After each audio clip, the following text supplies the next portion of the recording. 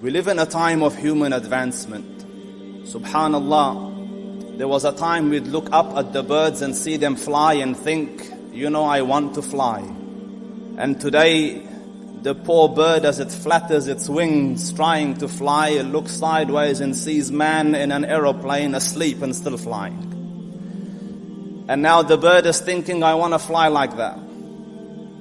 We have advanced. Man has landed on the moon. Today you sit here and on the brink of 2015. And in your hand is an iPad or an iPod or a little gadget, and with it you will speak to someone from the other end of the globe.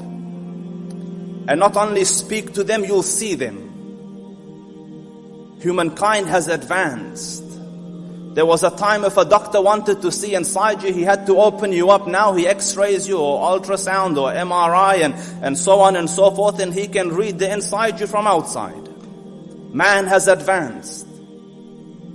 Man has reached levels of technological advancement that was unimaginable in the times that passed. And with this advancement comes this notion of self-efficacy, that I can. And with it comes self-reliance. And with this reliance and self-sufficiency and self-determination, man becomes too dependent on himself. So he thinks he is it. There is no other power. أَيَحْسَبُ أَن لَّن يَقْدِرَ عَلَيْهِ أَحَدٌ. He thinks there's no one that has power over him.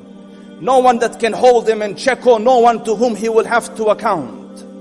Man becomes heedless. And if you look around you, man has become heedless. Look at what we have done to the environment. Man has become heedless. The ozone layer is depleted. Man has become heedless.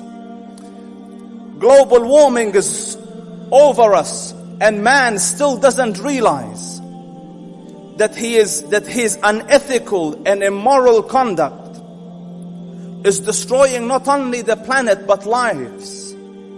And it is important at this juncture, on the brink of 2015, for gatherings like this to take place, gatherings which change your paradigm, which recalibrate your compasses, which brings you back to an alternate reality, that man, you will go and give account to someone.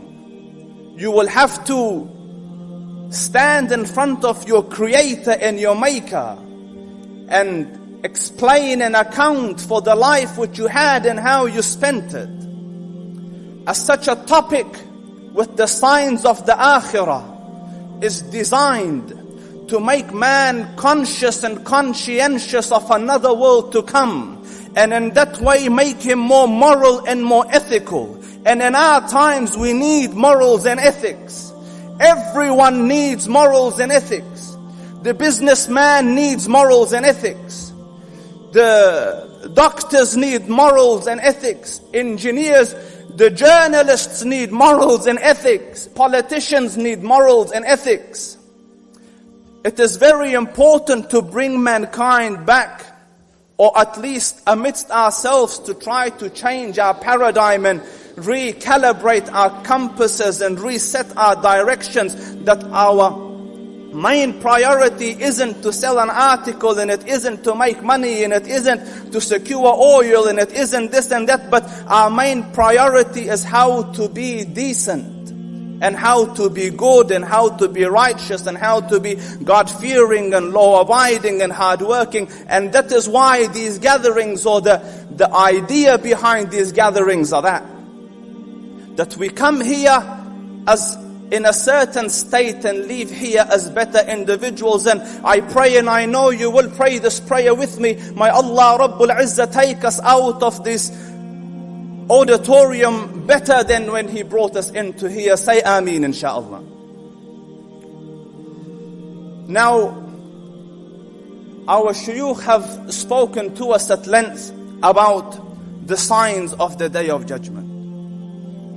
And they have covered amidst them, may Allah bless them, the minor signs of Qiyamah. And understand it is difficult to cover the entirety. There's 130 signs that are established just by one of the scholars of the minor signs of the Day of Judgment. So to sit in one day and cover 130 signs, it is ambitious and not possible. So we have only touched on here and there. But what we can understand and deduce, that life will become difficult towards the end. Challenges will come. Disasters will come. Catastrophes will come. The earth will be covered in injustice and in wars and in battles. And you see that today.